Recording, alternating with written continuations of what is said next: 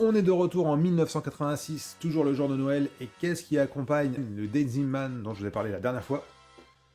Alors celui-là c'est du lourd, c'est le Deimos, robot de dingue.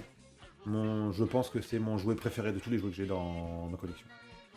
Bon, d'une part parce que je le trouve vraiment top, et puis l'affect que j'ai avec aussi, que c'est un de mes premiers, un que j'ai gardé hyper longtemps, et dont je trouve le design, je trouve que la version robot est juste oufissime, quoi. C'est mon jeu préféré.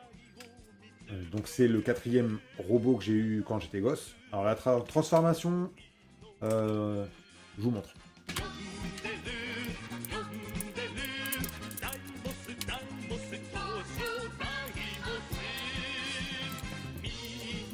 Et voilà, il se transforme en camion. Bon, avec lance-missile là. Série inconnue au bataillon, honnêtement, quand j'étais gamin, j'ai eu le robot que je trouvais génial, mais par contre la série, j'en avais jamais entendu parler nulle part. Je pense que ça n'a pas du tout été diffusé en France sur aucune chaîne. Dites-moi si je me trompe, hein, si vous avez souvenir d'avoir vu le dessin animé de cette série, je crois que oui, c'est un dessin animé, à la télé, alors peut-être en Espagne ou en Italie. Ils étaient assez en avance sur nous pour ces trucs-là, que ce soit les jouets comme les, euh,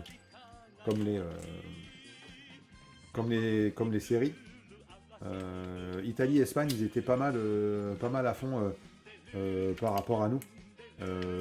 D'ailleurs, je vous ferai une vidéo aussi sur certains génériques qu'on a eu nous en France pour des séries qui étaient complètement nazes.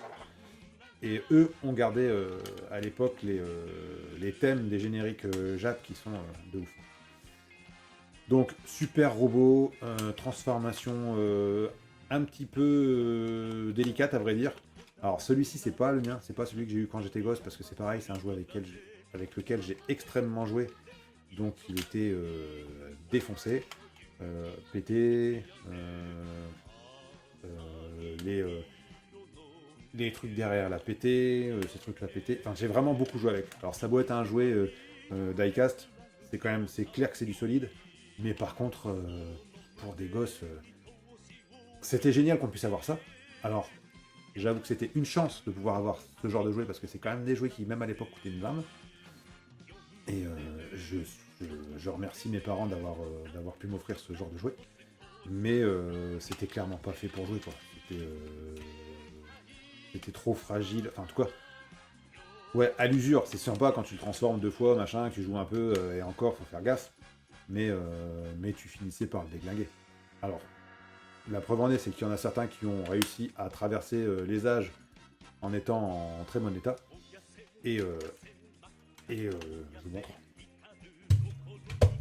Donc je l'ai en deux, hein. Je l'ai en double. Et je l'ai dans son packaging d'origine. Pareil, une boîte de dingue. Celui-ci, je n'ai que la version Europe.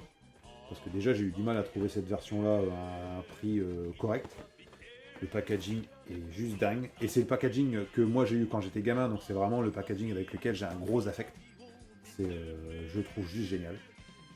Il existe pareil en packaging US comme le Denziman de la dernière fois, donc même taille, mais avec le même design, comment dire, le même look de packaging que le Denziman. Donc assez classe aussi, mais pour le coup, je le trouve beaucoup moins beau que celui-ci. Celui-ci, pour moi, c'est le top. Donc ouais, c'est vraiment de tous les jouets que je peux avoir dans ma collection, si je devais en garder qu'un, ce serait celui-ci. Donc voilà, n'hésitez pas à me dire dans les commentaires si vous aussi vous avez eu la chance d'avoir ce genre de jouet. Et commentez, partagez, abonnez-vous. Et je vous dis à très bientôt pour un prochain jouet. Ciao!